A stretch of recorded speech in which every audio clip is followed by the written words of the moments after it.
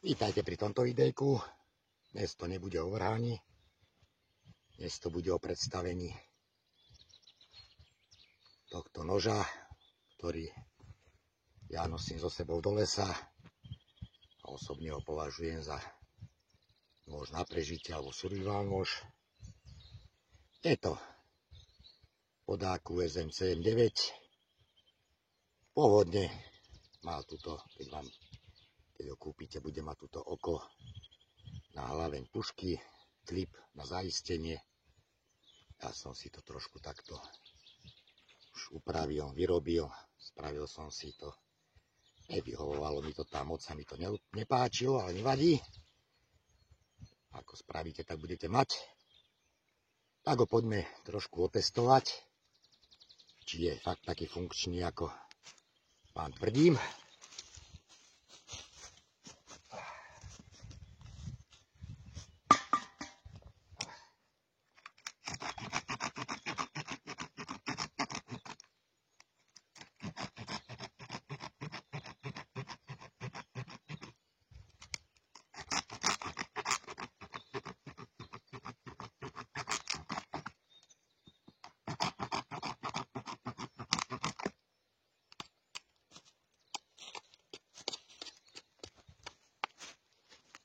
Není to pila na drevo, ale na nejaké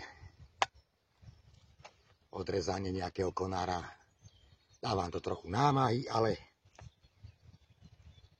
dokážete s tým odrezať nejaký suchý konár alebo konáre, keby ste si chceli spraviť prístrešok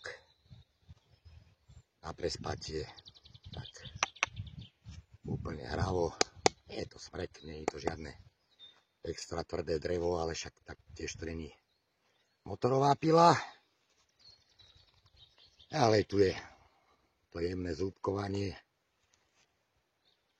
Reže to lano, plást, plechovicu. Ideme to vyskúšať tiež.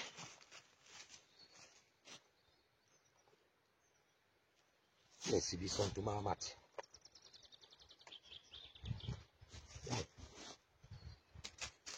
parakord.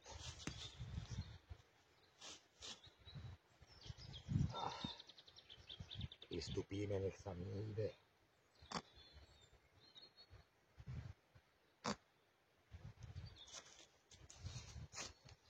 Prerežetá je hrubšie lana.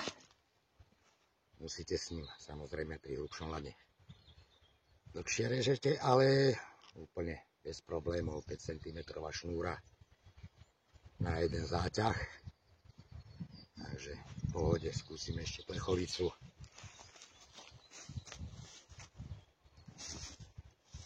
Učí mi tu vietor, tak mi to padá.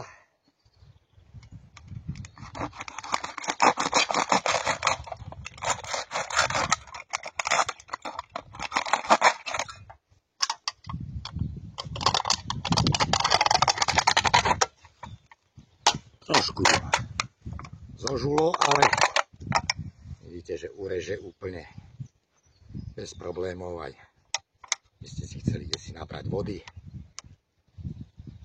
ureže plechovicu, plastovú fľašu. Potom pozbieram samozrejme. Takže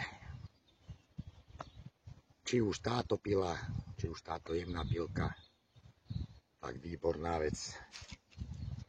Keby ste si je celku a nejakých 30 cm, 31, takže už je to fakt kus noža. Naštiepete drevo na rozkúrenie.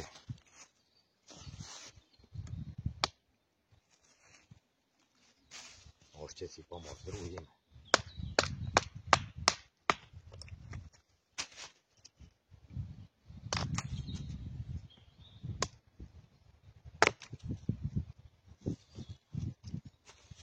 Takže na nachystanie dreva, na urezanie nejakého suchého konára alebo suchý nejaký dlhší na prístrešok, na rozkúrenie.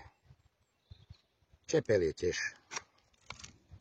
v pohode ostrá, dokážete si s ním spraviť kolík do stanu, treba, že by ste potrebovali úplne v pohode.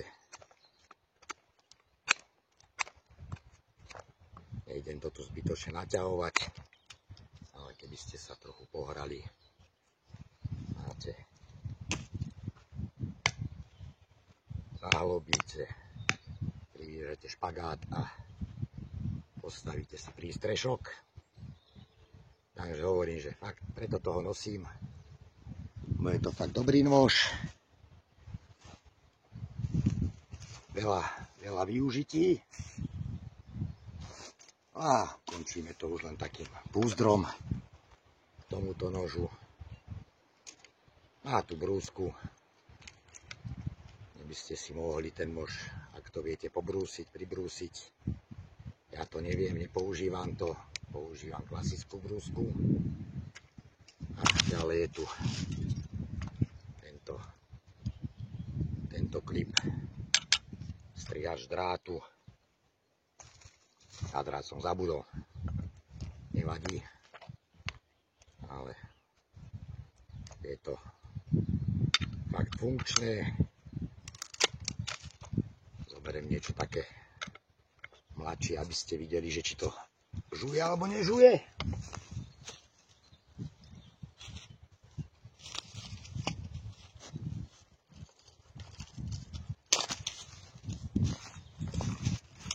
Je to taký čerstvejší konár. Takže skúšal som s tým aj letivo, drát, klince, úplne v pohode. Vidíte, že pekne ustrihne. Nežuje to, že by to nejako... Je to tesné. Možno vhodné aj pre záhradkárov pri jarnom strihu stromkov.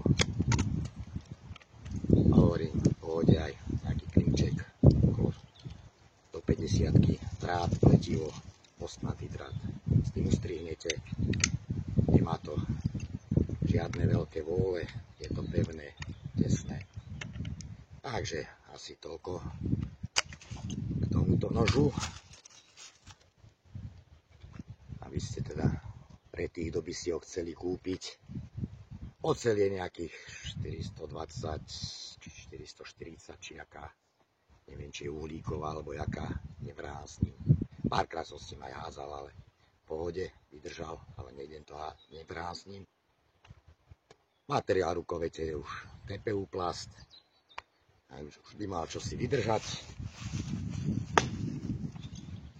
Nemali by ste ho len tak ľahko zlomiť, ale není to ani na vranie, je to na využitie v lese. Takže asi toľko tomuto nožu pre tých, kto by si ho náhodou chceli kúpiť. Dobrá voľba. Takže asi len toľko. Čaute. Vidíme sa pri ďalšom videjku.